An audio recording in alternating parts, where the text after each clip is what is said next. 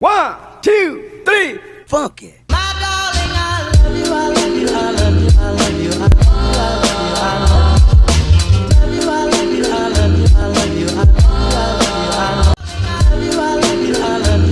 Halo semua, Assalamualaikum warahmatullahi wabarakatuh. Kembali lagi dengan saya Rahma Ulia Adila. Kali ini saya akan mempresentasikan tugas Pancasila dengan judul Pancasila sebagai Ideologi Negara. Selamat menyaksikan.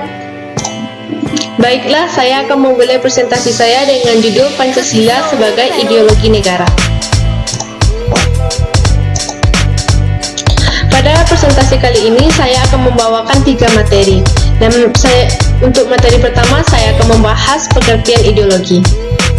Secara garis besar, ideologi ialah sekumpulan gagasan, cita-cita, ide-ide dasar, serta kepercayaan yang disusun secara sistematis guna mencapai arah dan tujuan suatu negara. Ideologi merupakan suatu ide atau gagasan. Kata ideologi sendiri diciptakan oleh Anthony de Saint-Exupéry pada akhir abad ke-18 untuk mendefinisikan sains tentang ide.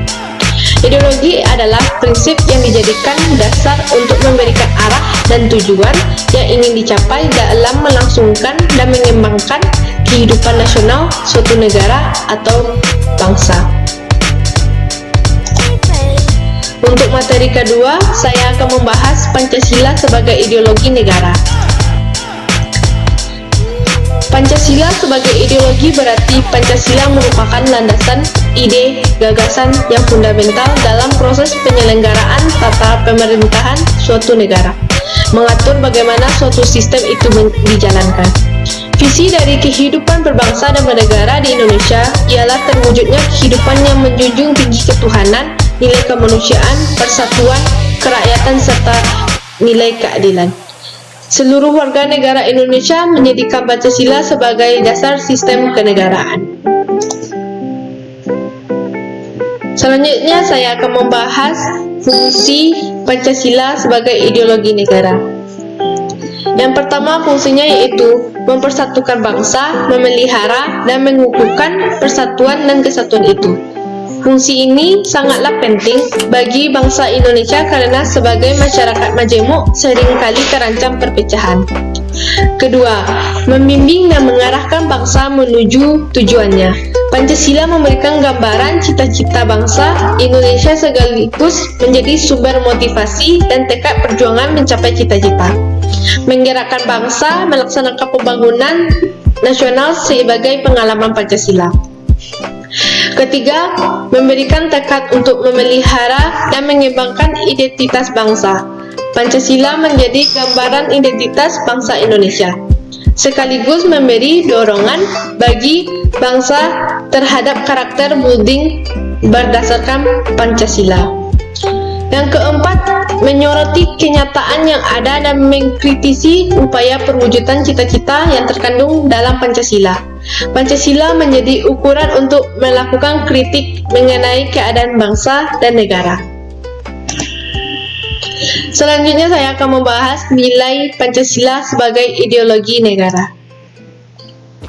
Yang pertama adalah nilai dasar, artinya sila-sila Pancasila bersifat universal, sehingga di dalamnya terkandung cita-cita, tujuan, serta nilai-nilai yang baik dan benar.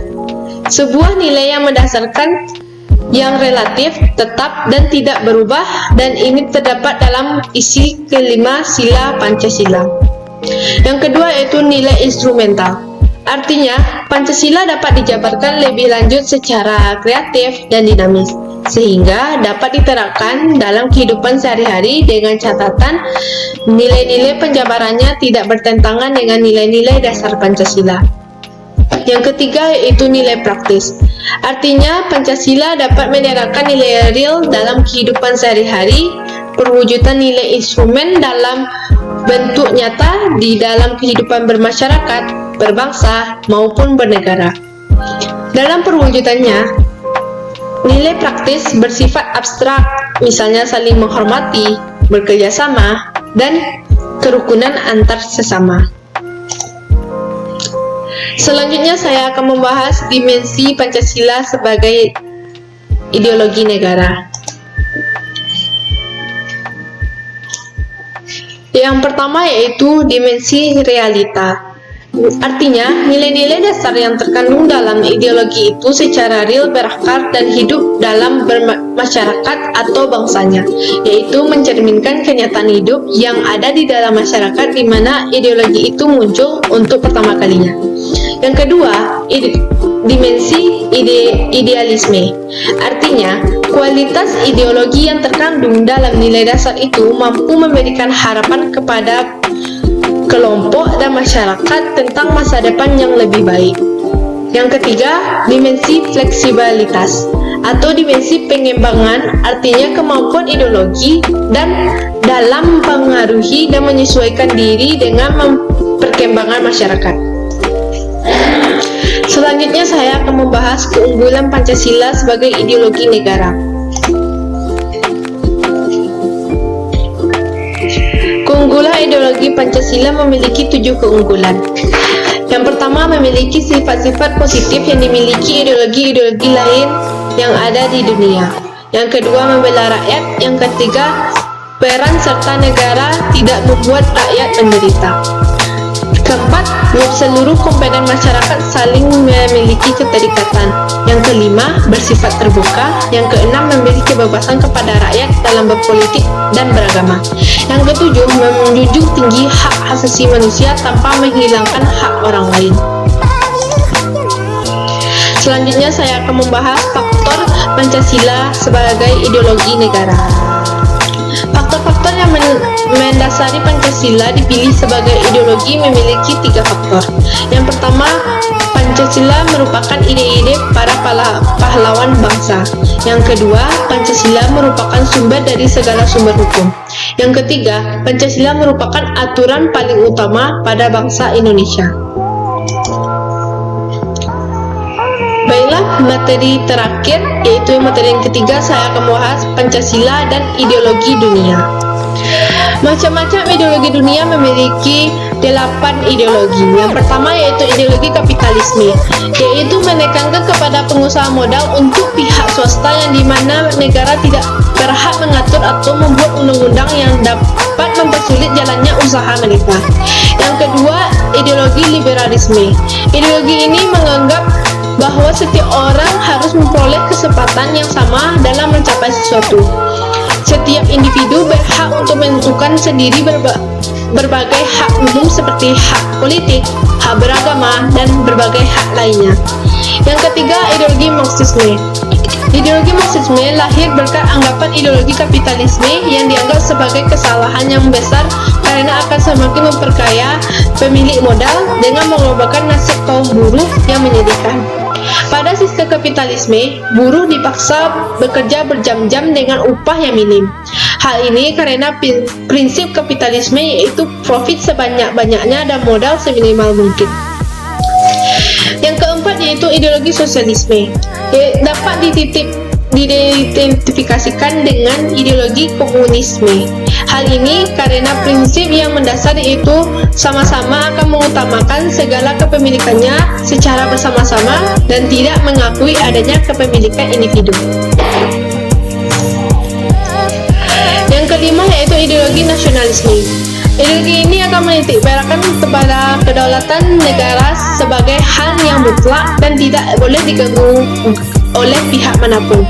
Setiap warga negara haruslah memiliki rasa mencintai negara lebih dari apapun dengan berjuang dan berkorban secara bersama-sama demi menjaga kedaulatan negara. Ideologi demokrasi yang keenam. Ideologi inilah yang dianut pemerintah Indonesia sebagai sistem pemerintahannya. Demokrasi terdiri dari 2 kata yaitu demos dan kratos. Demos berarti rakyat dan kratos berarti kekuasaan. Jadi bisa disimpulkan bahwa demokrasi adalah kekuasaan tertinggi ada di tangan rakyat. Suara rakyat akan diwakili oleh dewan yang diberi nama dengan Dewan Perwakilan Rakyat. Yang ketujuh, ideologi feminisme. Ideologi ini menitikberatkan kepada kesetaraan hak serta kewajiban bagi perempuan. Kesetaraan tersebut memiliki hak ekonomi, politik, sosial, budaya, ruang pribadi, dan ruang publik. Tujuan utama dari ideologi ini adalah memperjuangkan hak perempuan yang dahulu kala tidak boleh bersekolah, berpolitik, dan lain sebagainya. Yang terakhir atau yang kedelapan yaitu ideologi anarkisme. Ideologi ini menitikberatkan kepada kebebasan individu di mana sebuah tatanan negara dan politik dianjurkan untuk dibubarkan dan digantikan dengan tindakan sukarela dari setiap warga negara. Baiklah, sekian dari presentasi saya. Apabila ada salah, mohon dimaafkan. Terima kasih telah menyaksikan video saya. Assalamualaikum warahmatullahi wabarakatuh. Semoga kita dilindungi oleh Allah Subhanahu wa taala dan tetap sehat selalu.